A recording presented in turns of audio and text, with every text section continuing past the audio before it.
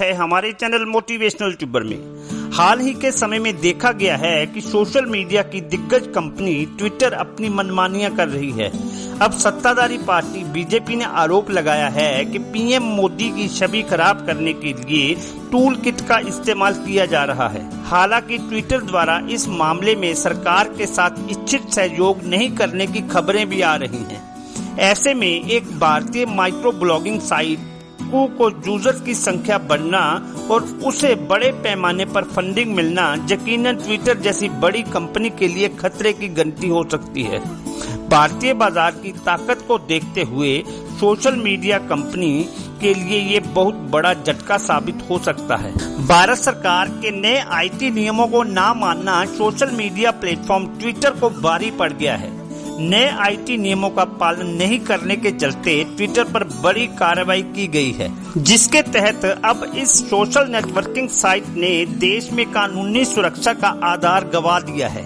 यानी ट्विटर को भारतीय आईटी एक्ट की धारा 79 के तहत मिली कानूनी कार्रवाई से छूट को खत्म हो गई है। बल्कि कानूनी छूट खत्म होने के साथ साथ ट्विटर पर एक मुकदमा भी दर्ज हो गया है। उत्तर प्रदेश के गाजियाबाद में ट्विटर के खिलाफ केस दर्ज हुआ है, जो कि एक पहला मामला है।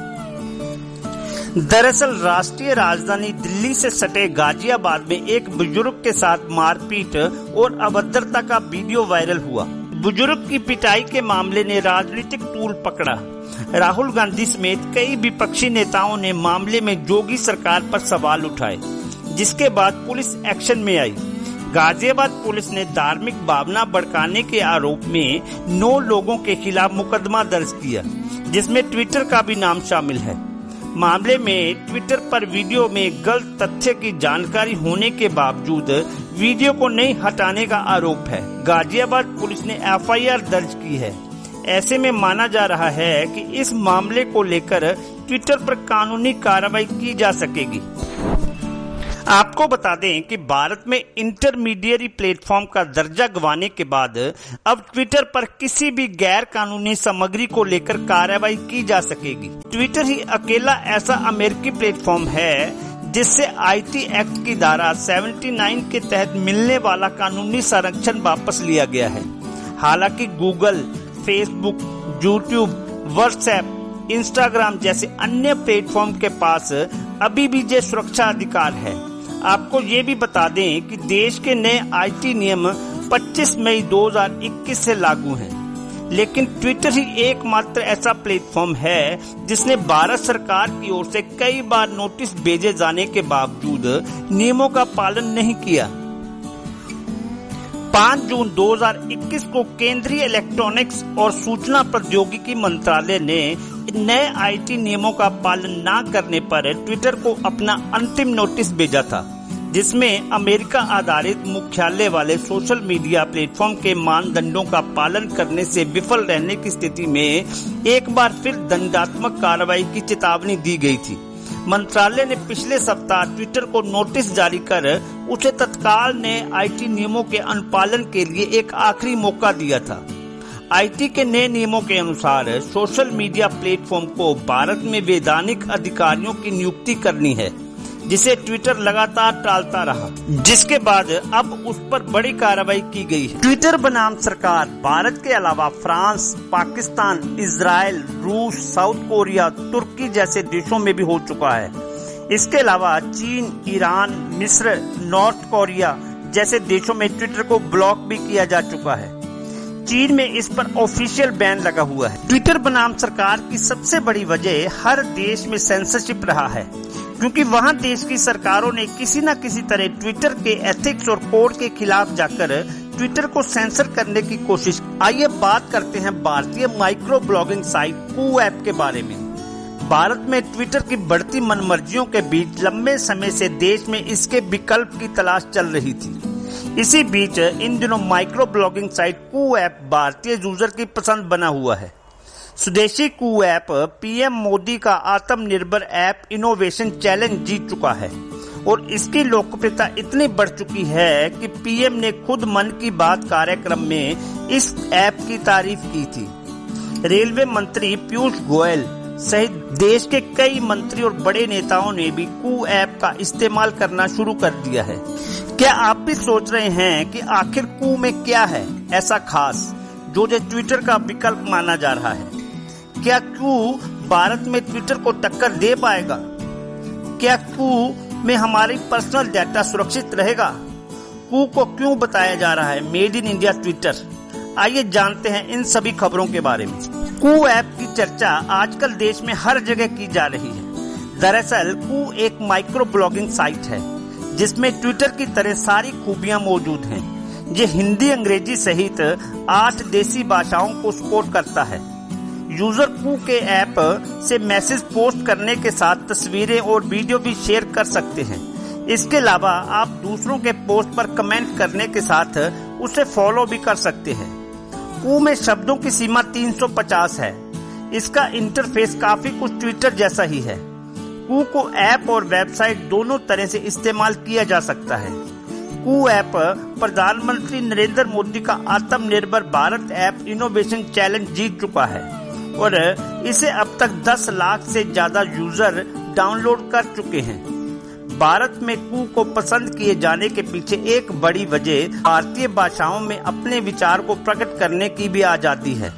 इसके अलावा सोशल मीडिया एक्सपर्ट ट्विटर और भारत सरकार के बीच टकराव को भी इसका बड़ा कारण मान रहे हैं। एक्सपर्ट्स का कहना है कि आने वाले समय में कू भारतीयों की आवाज दुनिया भर में मजबूत करेगा। एक्सपर्ट कू को वैल्यूएबल पावरफुल प्लेटफॉर्म बता रहे हैं। कू 100% मेड इन इंडिया ऐप है। ऐसे में माना जा रहा है कि कू पर यूजर्स की निजी जानकारियां देश में बने सर्वर पर ही सुरक्षित रहेंगी। कू को अप्रेमा राधाकृष्णन और मयंक विद्वांतका ने मिलकर तैयार किया है। इन्होंने महज 10 महीनों में ही 30 करोड़ का फंड जुटा लिया है। इसी बीच एक बड़ी खबर आई है कि भारतीय माइक्रो ब्लॉगिंग साइट कू ऐप को $30 मिलियन यानी कि 200 करोड़ रुपए से ज्यादा की भारी भरकम फंडिंग मिली है। ये फंडिंग यूएस की इन्वेस्टमेंट फर्म टाइगर ग्लोबल द्वारा की गई है। आपको बता दें कि टाइगर ग्लोबल के अलावा कू ऐप में Accel Partners, Kalaari Capitals, Blume Ventures और ड्रीम इंक्यूबेटर जैसी इन्वेस्टमेंट फर्म भी निवेश कर चुकी हैं। इनके अलावा कई और इन्वेस्टमेंट फर्म के साथ कंपनी की बातचीत चल रही है। कू और ट्विटर में समानता की बात करें तो दोनों प्लेटफॉर्मों के बीच कई समानताएं हैं। एंड्रॉयड और iOS दोनों यूजर्स के लिए उपलब्ध कू में ट्विटर के समान इंटरफेस है। कू में एक ट्रेंडिंग हैशटैग सेक्शन है जो ट्विटर पर ट्रेंडिंग टॉपिक्स के समान है। कू और ट्विटर के अंतर की बात करें तो जबकि दो ऐप समान दिखते हैं, उनके काम करने के तरीके में कुछ अंतर है। पहला अंतर ट्विटर पर लोकल भाषाओं का एडिशनल सपोर्ट है। देसी प्लेटफॉर्म कू में हिंदी, तमिल, तेलुगु, कन्नड़, पंजाबी, बंगला, उड़िया, मलयालम और असमिया सहित अन्य कई भारतीय भाषाओं के लिए सपोर्ट मिलेगा। प्लेटफॉर्म पोस्ट करने के लिए 400 अक्षर भी देता है, जो कि ट्विटर पर मिलने वाले स्पेस से ज्यादा है।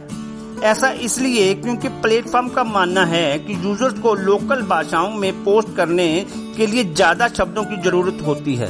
कू में अकाउंट सेटअप करना भी ट्विटर की तुलना में काफी आसान है।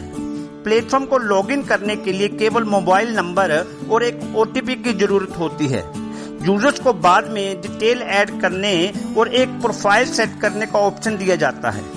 ट्विटर पर यूजर्स को ईमेल आईडी और पासवर्ड का इस्तेमाल करके अकाउंट सेटअप करने की जरूरत होती है। अभी के लिए कू के लिए सबसे बड़ी चुनौती इस पर लिमिटेड यूजर की संख्या है। ट्विटर के पास ग्लोबल पहुंच है और पिछले कुछ सालों में सूचना का प्रसार करने के लिए एक बड़ा प्लेटफॉर्म बन गया है। अभी पिछले दिनों कू के लिए बड़ी खबर भारत के बाहर से नाइजीरिया से भी आई।